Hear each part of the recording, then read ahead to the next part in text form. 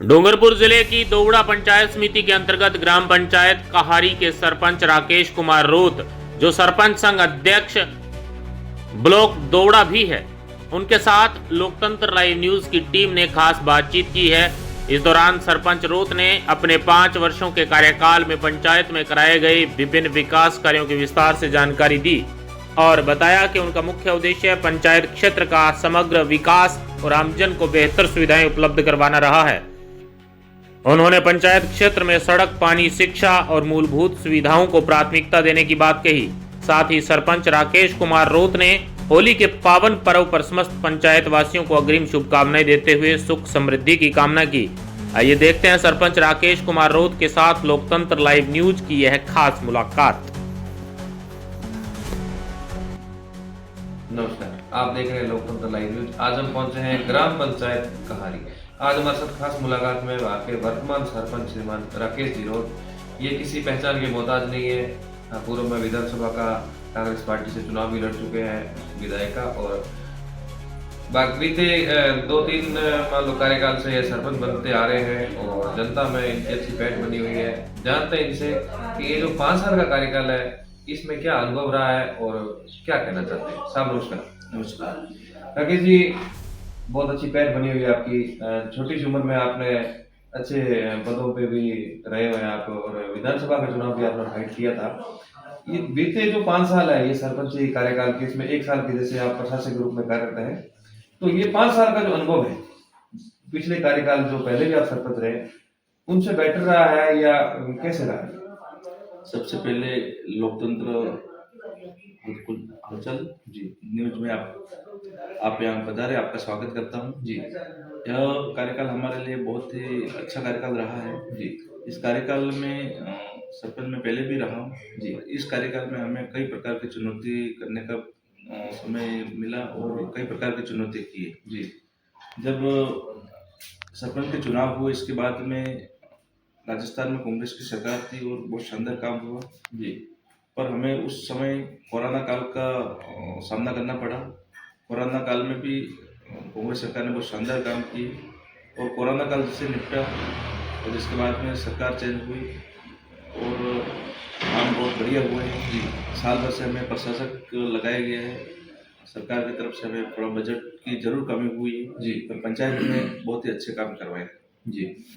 Sir, बात करें विकास की, जैसे आपने कहा कि बीते जो पहले के जो 3 साल थे उसमें कांग्रेस की सरकार थी, अभी वर्तमान में राजस्थान में भाजपा की सरकार है।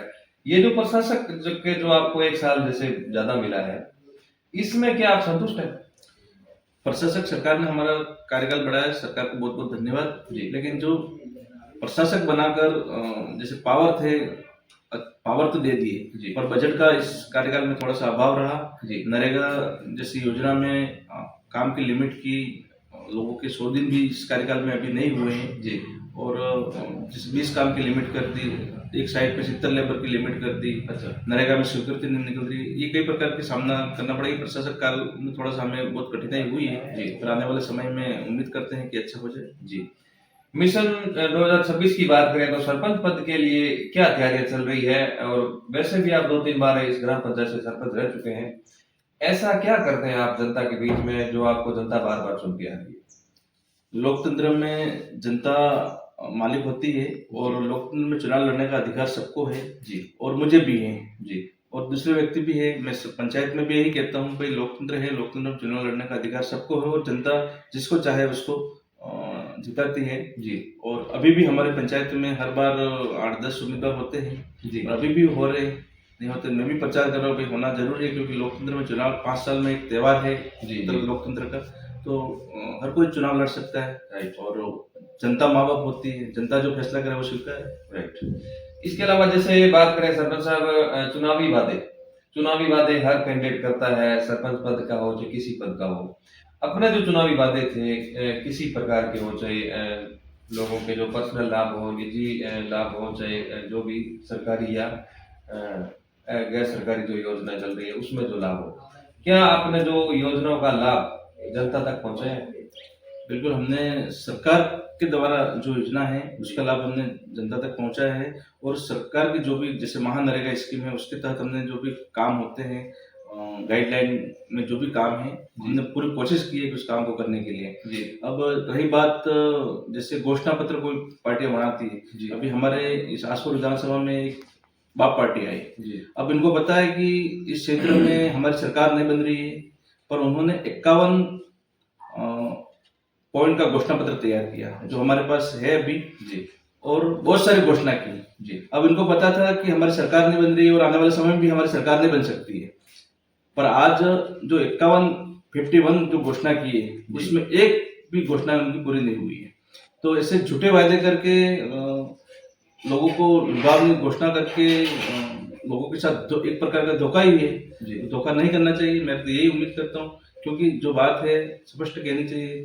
कांग्रेस सरकार में अशोक गहलोत साहब का शासन था, मुख्यमंत्री थे, कई प्रकार की महंगाई राहत कैंप लगाए और बहुत सारी घोषणाएं की और इसका फायदा सीधा जनता को मिल रहा था। आज ये नई पार्टी आई, नई पार्टी हमारे क्षेत्र में नई पार्टी आई है, तो उन्होंने लोगों को इसी लुभावनी घोषणा की कि हम बनते ही इस क्षेत्र में हम इतना काम कर देंगे, सारे लोगों को ये जमीन दिला देंगे, सब अधिकार अपना हो जाएगा। आज 51 घोषणा में एक भी घोषणा इनकी पूरी हुई कह सकते हैं। यहाँ के विधायक हैं, आज बजट पेश किया सरकार ने, तो इस आसपुर विधानसभा में क्या मिला? और पिछले साल से भी कोई मिला नहीं। आज तीसरा बजट पेश हुआ है, तो तीसरे बजट में भी कोई मिला नहीं। तो मैं जनता से ये उम्मीद करना चाहता हूँ कि आने वाले समय में जो भी जनप्रतिनिधि जो झूठ बोलकर सत्ता में आना चाहता है, और ऐसे लोगों से सावधान रहने की जरूरत है, ये उम्मीद करता हूँ। नहीं, बहुत अच्छी बात की सरपंच साहब। अगर सरपंच लेवल की बात करें तो सरपंच लेवल एक ऐसा है, सरपंच पद एक ऐसा है जो जमीन और जनता से जुड़ा हुआ है। यहाँ बाई फेस डीलिंग रहती है जनता से, और सुबह से शाम तक यानी कि सरपंच जो जनता के बीच में रहता है और जनता सरपंच के द्वार पर रहती है। सरपंच साहब, जो चुनावी वादे होते हैं पेयजल को लेकर, शिक्षा को लेकर, रस्तों को लेकर, जो चुनावी वादे सरपंच पद को लेकर होते हैं, क्या आपने इस 5 साल में आपने पूरे कर दिए? लोकतंत्र की सबसे मजबूत कड़ी अगर कोई कहे जी तो सरपंच और वार्ड पंच है, और मैं भी वार्ड पंच रहा हूँ, मुझे पूरा पता है।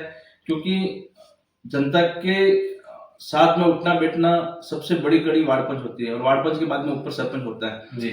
और वार्ड पंच और सरपंच को पता है कि उस घर में क्या समस्या है, उस घर में किस काम की आवश्यकता है, किस क्षेत्र में क्या काम की आवश्यकता है, कहाँ पानी की आवश्यकता है, कहाँ सड़क की आवश्यकता है, कहाँ विद्यालय की आवश्यकता है, उस विद्यालय में क्या मूलभूत सुविधा की आवश्यकता है, ये सारे सरपंच को पता होता है जी। और वार्ड पंच सबसे लोकतंत्र में महत्वपूर्ण कड़ी है। तो वार्ड पंच और सरपंच मिलकर पंचायत का विकास में कोई कमी नहीं आने देते हैं। फिर भी कोई कमी रह जाती है तो आने वाले समय पूरे करेंगे।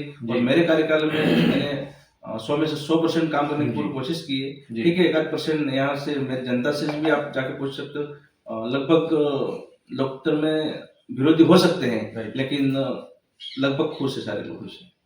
सरपंच साहब, बात करें पेयजल की, तो पीने के पानी को लेकर जो आपने वादा किया था, या जो आप रेगुलर जो है इसमें आप कोशिश करते आ रहे हैं, जल जीवन मिशन से अपने ग्राम पंचायत के अंदर कुछ कार्य हुआ? हमारे यहाँ जब जल जीवन मिशन में 2021 में ये पानी देने की जो बात कर रहे थे, जब हम मीटिंग में जाते थे 21 में पानी देंगे, फिर 22 में देंगे, और काम चल रहा था लार्ज स्केल पर। धीरे धीरे 23 में और 23 में फिर सरकार चेंज हो गई। जब काम चालू होने तक यहाँ भी टंकी बनी हुई है, और इस क्षेत्र में पानी अभी तक आया नहीं है। न घर में कोई कनेक्शन हुए हैं, कोई पानी आया नहीं। हम बार बार पीडब्ल्यूडी को अवगत भी कराते हैं मीटिंग में भी, और लेटर भी लिखते हैं, फिर भी यहाँ कोई किसी के घर में पानी नहीं जा रहा। लोगों के यहाँ सुविधा हमने हेडफोन लगा रखे हैं, ट्यूबवेल हैं, कुएं हैं, और यहाँ जल स्तर ठीक है, व्यक्तिगत इनके सब सारी सुविधा है। लेकिन जो जल जीवन मिशन में जो पानी आना था, पाइपलाइन कंप्लीट हो गई है, तो कनेक्शन कहीं हुए नहीं। एक भी घरों में कनेक्शन नहीं हुए, टंकी में पानी नहीं आ रहा है। और अभी जैसे यहाँ से हमारे विधायक उमेश जी, इनसे भी हम निवेदन करना चाहते हैं कि क्षेत्र में विशेष ध्यान देने की जरूरत है। जल जीवन मिशन में अभी तक पानी नहीं आया, इस क्षेत्र को पानी मिलना चाहिए था, क्योंकि हमारे द्वारा बने हुए बहुत सारे सड़कें, बहुत सारा नुकसान हुआ इस क्षेत्र में। जल जीवन मिशन ने सारे खोद दिए थे, तो वापस ठीक भी कर दिए, पर जो नुकसान हुआ उसका फायदा भी लोगों को होना चाहिए। जैसे पानी मिल जाता तो फायदा हो जाता। बहुत अच्छी बात की सरपंच साहब आपने। सरपंच साहब, अभी जैसे आप फील्ड में जाते हैं, घर घर जाते हैं आप, और जनता से रूबरू भी हो रहे हैं, तो जनता आपके सामने अभी वर्तमान में क्या समस्या रख रही है? जैसे पीएम आवास को लेकर हो, कैटल सेट को लेकर हो, पेंशन को लेकर हो, ऐसी कोई समस्या आपके सामने आ रही है? पेंशन में अभी मैं जहाँ घूम रहा हूँ, लोगों की बहुत सारी समस्या है जी। आज सरकार की बात करें साहब, तो जैसे सरकार ने अभी घोषणा की थी कि काश्तकार को बेल मिलेंगे। हाँ जी। अब बेल मिलेंगे, पंचायत में कोई टारगेट दिया नहीं, इस पंचायत को इतना टारगेट है जी। और लगभग सभी पंचायत 300 400 फॉर्म भरवाए, राइट। फॉर्म भरवाए और फायदा किसी को मिला नहीं जी। पूरे क्षेत्र की ऑल लेवल बात कर रहा हूँ। हाँ जी। आज लोगों की पेंशन 3-3 महीने से पेंशन नहीं आ रही है, सत्यापन हो नहीं रहा है, क्योंकि लोगों की आंखों की जो झिल्ली है वो कमजोर होगी, आंखों का सत्यापन नहीं हो रहा है, अंगूठे आ नहीं रहे, समस्या कई प्रकार की है। 3-3 महीने से अभी लोगों की पेंशन नहीं आ रही है। और आज केवाईसी के नाम से उचित मूल्य की दुकान पर जब गेहूं लेने जाते हैं तो एक व्यक्ति का अगर केवाईसी बाकी तो इसको गेहूं भी नहीं मिल रहे, तो समस्या कई प्रकार की लोगों की आ रही है। पर हम कोशिश पूरी करते हैं कि आगे बात करके इसका समाधान करने की पूरी कोशिश करें जी। सरकार से आपकी क्या डिमांड है सर, और आप मुख्य मांग क्या रखना चाहते हैं ताकि जो आम जन है, जो पंचायत लेवल की जनता है, जिनको ये फायदे हैं जो मिल सके? सरकार से हमारी एक ही मांग है कि हमारे इस क्षेत्र में हमारे यहाँ कोई फैक्ट्री नहीं है, यहाँ कोई रोजगार का कोई साधन नहीं है जी। रोजगार गारंटी जो अभी महात्मा गांधी राष्ट्रीय रोजगार गारंटी का नाम था, अभी चेंज कर दिया, जीराम जी कर दिया, बीबी जीराम जी जी। तो इस योजना में 125 दिन किए हैं। हमारी मांग है कि महात्मा गांधी राष्ट्रीय रोजगार गारंटी योजना जो थी, बीबी जीराम जी कर दिए, उस योजना में कम से कम 200 दिन दिए जाए यहाँ के लोगों को। और आज महंगाई इतनी हो गई है तो 240 रुपये मिनिमम रेट की है, तो इसको 500 रुपये किया जाए, 500 रुपया नहीं करे 400 रुपये किया जाए। पर मजदूर की रेट बढ़नी चाहिए, मेड कारीगर का भुगतान लेबर के साथ में होना चाहिए। और आज सोना चांदी का भाव देख लो आप, रात दिन आसमान छू रहा है, तो महंगाई इतनी ज्यादा हो गई है। तो यहाँ नरेगा में हमें नरेगा पे ही लोग आश्रित है जी। और अगर नरेगा बंद हो गई, नरेगा में लोगों के 100 दिन, आज मैं कह रहा हूँ पंचायतों में ओलेवलपुर डूंगरपुर जिले में बात करें तो पंचायतों में 40-50 दिन ही हुए। तो मैं तो ये सरकार से निवेदन करता हूँ, जिस पंचायत में काम 50 दिन 60 दिन हुए उनकी जांच होनी चाहिए कि वहां 100 दिन क्यों नहीं हुए, किस कारण से हुए, कौन दोषी है इसमें। या तो अधिकारी कहते हैं कि आवेदन नहीं करते, जैसे डिमांड नहीं करते काम की, तो जिस पंचायत में अगर 50 दिन 60 दिन हुए तो वहां 40 दिन कम क्यों हुए, और इसके लिए कम हुए तो कौन दोषी है, इसकी जांच होनी चाहिए, तो लोगों को रोजगार तो कम से कम मिल सके। और हमारी मांग यही है कि नरेगा में 200 दिन किए जाए और 400 रुपये 500 रुपये हाजिरी की जाए जी। सरपंच साहब बहुत अच्छी बात की आपने। शिक्षा की बात करें सरपंच साहब, तो आपने 5 साल के अंदर क्या सुधार देखा है, और आपके जब से आप सरपंच बने, 2 से 3 कार्यकाल आपका, तो शिक्षा में क्या व्यवस्था है जो सुधरती आ रही है, और क्या व्यवस्था है जो भी जिनकी जरूरत है, और राज्य सरकार से आप शिक्षा के संबंधित जो भी चाहे कक्षा हो, चाहे कर्मोन्नत करवाना हो विद्यालय, क्या डिमांड है इसमें? हमारे इस क्षेत्र में शिक्षा का स्तर बहुत अच्छा था और बच्चे अच्छे पढ़ रहे थे, बहुत शानदार चल रहा था। अभी 2005 से लगाकर जिस नरेगा आई, नरेगा के बाद में लोगों में काफी सुधार आया जी।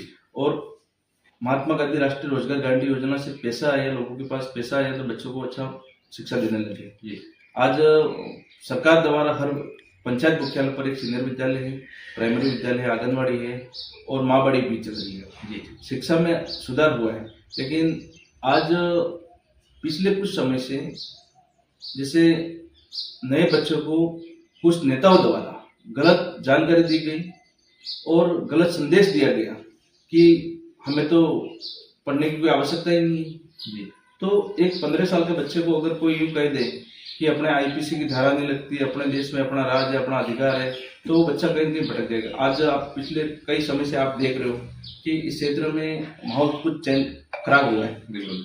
तो लोग सरकारी स्कूल में जो बच्चा पढ़ता है बहुत होशियार है और बहुत इंटेलिजेंट है, पर उनको समय पर सही गाइडलाइन मिलती नहीं है और 10वीं 12वीं के बाद में वह कहीं कहीं दिशा भटक जाते हैं और दिशा भटकने के बाद में गलत लाइन में जुड़ जाते हैं और इस क्षेत्र में माहौल खराब हुआ है। पर मैं उम्मीद करता हूँ हमारे इस क्षेत्र में बहुत बढ़िया है, बच्चे पढ़ रहे हैं। पर डूंगरपुर जिले की कुल बात करें तो आज पत्थरबाजी की घटना हो रही है, तो वो कौन है पत्थर मारने वाले? वो 15 साल और 20 साल के लड़के कहीं कहीं पढ़ाई से जुड़े हुए हैं जी, पर आज कहीं कहीं लाइन चुक गए हैं। मैं इनसे भी उम्मीद करता हूँ कि शिक्षा की ओर ध्यान देना चाहिए। शिक्षा वह काम देने है जो जितना पिएगा उतना वो बोलेगा। और शिक्षा के साथ में हमें समाज को आगे लेके जाने की जरूरत है। आज नेताओं से भी मैं अपील करना चाहता हूँ कि एक नेता बनने के लिए अपन इन बच्चों को अगर गलत राय दे देंगे तो बच्चे हैं आगे इनको किसी भी रूप में डाल। आज समाज के नाम से जो इकट्ठे होकर समाज को कहा गया, इन बच्चों को बुला के कहा गया कि अपने ऊपर कोई आईपीसी की धारा नहीं लगती, अपने देश में अपना राज है। राज तो होना चाहिए, कोई बात नहीं, अच्छी बात है, लेकिन गलत संदेश गया और इन्होंने गलत राय पकड़ ली। तो मैं इन बच्चों से सारे से उम्मीद करता हूँ कि अपने अपने क्षेत्र में, अपने अपने पंचायत में जो भी बच्चे सरकारी विद्यालय में पढ़े चाहे प्राइवेट विद्यालय में पढ़े, अच्छी पढ़ाई करें, चाहे किसी भी पार्टी से जुड़े, लेकिन रास्ता नहीं भटके। हाँ, रास्ता नहीं भटके। मेरी यही उम्मीद है कि आप किसी भी पार्टी में रखें, विचारधारा रखें, पर रास्ता नहीं भटके और अपने माता पिता, अपने परिवार, अपने गांव का नाम रोशन करें। उम्मीद करता हूं। जी, ग्राम पंचायत में किस प्रकार का सरपंच चुनना चाहिए और सरपंच की योग्यता क्या होनी चाहिए? जैसे सरकार ने भी 10वीं 12वीं किया था, लेकिन फिर भी उसमें भी कुछ अड़चने आ रही है। कुछ सरकार कह रही कभी 10वीं करेंगे, कभी बोल रहे अनपढ़ कोई बनाएंगे। ग्राम पंचायत वासियों को, जनता को कैसा सरपंच चुनना चाहिए ताकि जो ग्राम पंचायत में विकास करवा सके? ग्राम पंचायत में जैसे मैं पढ़ा लिखा हूँ और मैंने बहुत कठिनाई से, हमारे बहुत मेहनत करके मैंने कॉलेज की और बीएड भी की जी।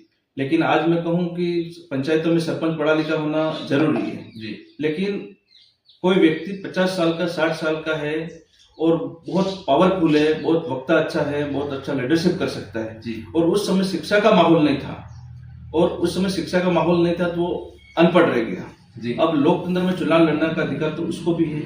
उसने क्या गलती की, पर उस समय माहौल नहीं था। आज जो शिक्षा की बात कर रहे हैं सारे लोग, बहुत अच्छी बात है, शिक्षा होनी जरूरी है जी। लेकिन उस समय शिक्षा का माहौल नहीं था। वो आदमी बहुत अच्छा वक्ता है, बहुत पढ़ा लिखा है, अनुभवी है, तो उसको भी मौका मिलना चाहिए, क्योंकि वो भी इस देश का नागरिक है, इस ग्राम पंचायत का नागरिक है। लेकिन उसके पास एक ही कमी है, उस समय शिक्षा का माहौल नहीं था, शिक्षा विद्यालय नहीं थे, तो उसने पढ़ाई नहीं की है। तो आज लोकतंत्र में क्यों वंचित रखा जाए? इसको भी मौका मिलना चाहिए। दूसरी बात, आज सरकार ने तीसरी संतान वाला, दूसरी संतान, 2 संतान वाला कर दिया है। खैर मेरे 2 ही बच्चे हैं जी, पर तीसरी संतान वालों को भी मौका मिलना चाहिए, क्योंकि आज तीसरा बच्चा अगर कोई पैदा होता है तो उसकी क्या गलती है? आज हमारे यहाँ बेटे बेटी सब समान रखते हैं, पर तीसरा अगर बच्चे को पैदा होता है तो आज उसको लोकतंत्र से दूर रखा जाता है। उसको भी, मैं तो यही कहता हूँ, इसको भी मौका मिलना चाहिए। अच्छा वक्ता है, अच्छा लीडरशिप कर सकता है, तो उसको मौका देना चाहिए। सरकार को ये निर्णय करना चाहिए जी। ग्राम पंचायत वासियों को आपकी तरफ से क्या संदेश रहेगा सर? मैं तो समस्त ग्रामवासियों को भी आप मीडिया के माध्यम से यही कहूंगा कि आप सबको होली की एडवांस बधाई जी, शुभकामनाएं देता हूं पूरे क्षेत्रवासियों को। और आने वाले समय में होली के बाद में सरकार जब भी चाहे, एक लोकतंत्र का बहुत बड़ा त्योहार आ रहा है, उसमें किसी प्रकार का मनमुटाव नहीं रखें और प्रेम से, भाईचारे के साथ में लोकतंत्र में इस त्योहार को निभाना है और सबको साथ में लेकर इस त्योहार को निकालना है। और आज प्रेम से सब साथ में रहें जी, और लोकतंत्र को, इस त्योहार को मनाना। और एक अच्छे व्यक्ति का चुनाव करें। अच्छे व्यक्ति का चुनाव। बहुत बहुत धन्यवाद।